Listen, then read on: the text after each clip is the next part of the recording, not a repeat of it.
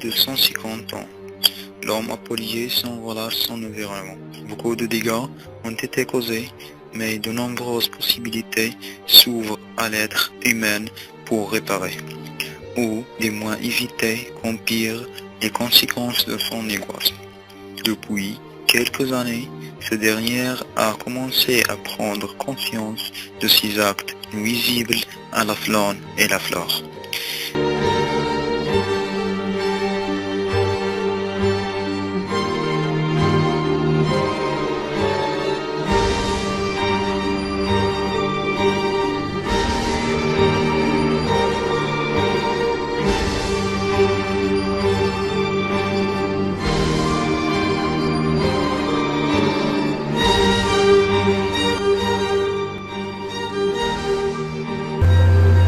Rappelons-nous cependant que la pollution est le résultat de nos choix en tant que société de consommation. On la condamne, mais on ne veut pas non plus radicalement changer notre mode de vie. Le véritable défi est d'arriver à l'équilibre écologique versus économique.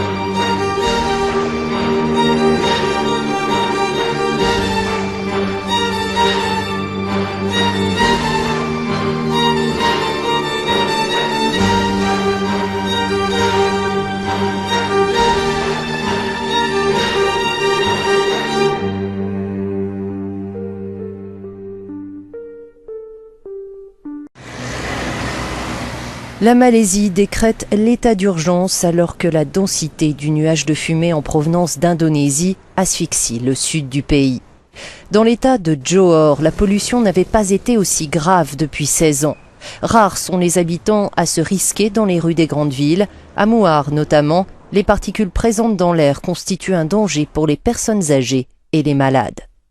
À l'origine de cette pollution, des feux de forêt sur l'île indonésienne de Sumatra, des incendies volontaires selon les autorités et plusieurs ONG qui soupçonnent les producteurs d'huile de palme et de papier de chercher à déboiser leurs concessions à moindre frais. Hier soir, les pompiers sont parvenus à déclencher des pluies artificielles au-dessus des feux. Particulièrement affectée depuis une semaine par cette pollution, la cité-État de Singapour recommençait à respirer aujourd'hui.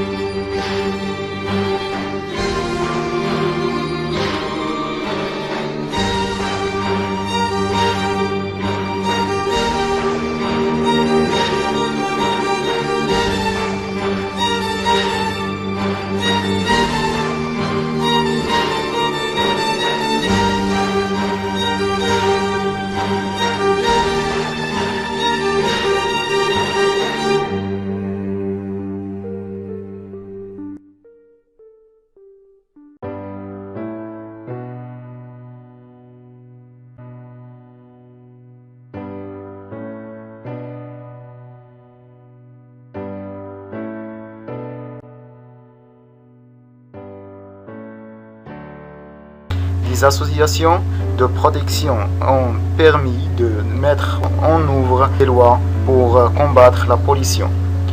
Espérons que ce diaporama vous sensibilisera un peu plus à la pollution de l'eau, de l'air et du sol et aux conséquences engendrées par celle-ci.